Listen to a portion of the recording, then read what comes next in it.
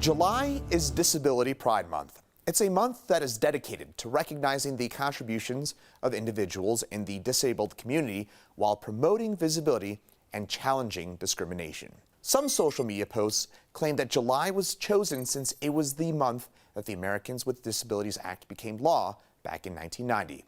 So let's verify. Is Disability Pride Month held in July to commemorate the passage of the Americans with Disabilities Act? Our sources are the Americans with Disabilities Act of 1990, a congressional resolution recognizing Disability Pride Month, and the American Bar Association. According to the CDC, 1 in 4 U.S. adults has a disability. Activists in the community have long fought for an end to discrimination and increased accessibility for those with disabilities. In July 1990, then-President George H.W. Bush signed the Americans with Disabilities Act into law, marking a significant step forward for disabled people. The landmark civil rights law prohibits discrimination on the basis of disability, setting requirements that ensure that people with disabilities have equal access to employment, state and local government services, and other aspects of everyday life. Later that year, the first Disability Pride Day was held in Boston. In the years that followed, unofficial Disability Pride events and parades were held in cities across the country, and many of those took place in July to mark the significance of the ADA. But our sources say the first official Disability Pride Month celebration was held in July of 2015 in New York City, when then-Mayor Bill de Blasio designated July Disability Pride Month to celebrate the 25th anniversary of the ADA. So, it's true. Disability Pride Month is held in July to commemorate the passage of the Americans with Disabilities Act. And while there is no federal observance, July has been recognized as Disability Pride Month by cities across the country, as well as the White House.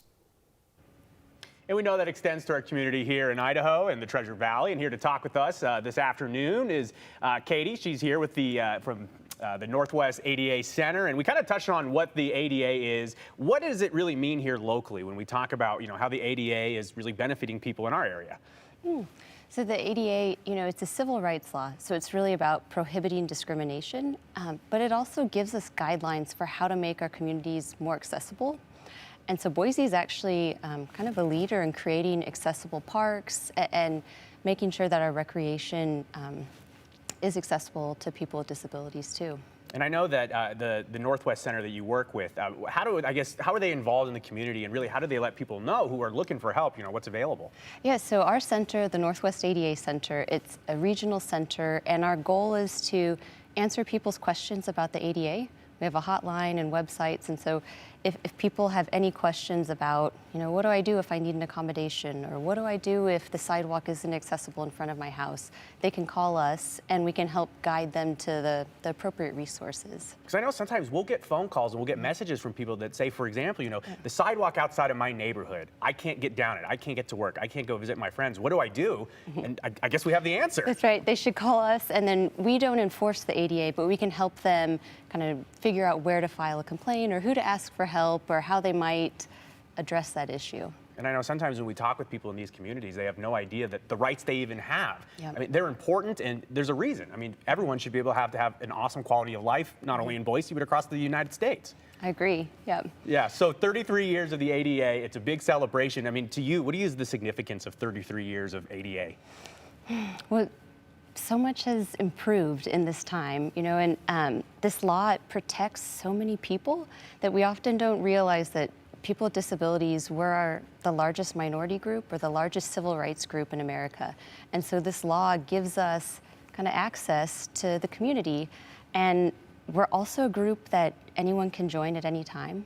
We say that disability is just a natural part of human life, and you can be born with a disability or develop one, or get one as the result of an accident. It can happen to any of us. So we're making our communities more accessible for everybody to be involved. And so that's a pretty amazing thing to celebrate. Yeah. And it's 1 in 4 Americans. I mean, 25%. I mean, that's a lot of people out there. And I know that the ADA, in part of the services here in the valleys, there's a hotline. People can call and ask questions. What's that hotline really for? It's for asking any questions people have, and it's free and confidential. And we just give information about the law, how it works, where to go for help. I can give you the number if you want. It's 1-800-949-4232. And that's a great line. It's a great resource. I know sometimes, the first step of asking for help is figuring out how to do it. What are the popular topics that people call about, or are there a few things that maybe we could touch on? Yeah, so one of the most popular topics is service animals. So people want to know, how do you know what a service animal is? What do you do if a service animal comes into your restaurant? We help people with those questions. And then accommodations at work. How do I get an accommodation at work? What are examples of what I could request?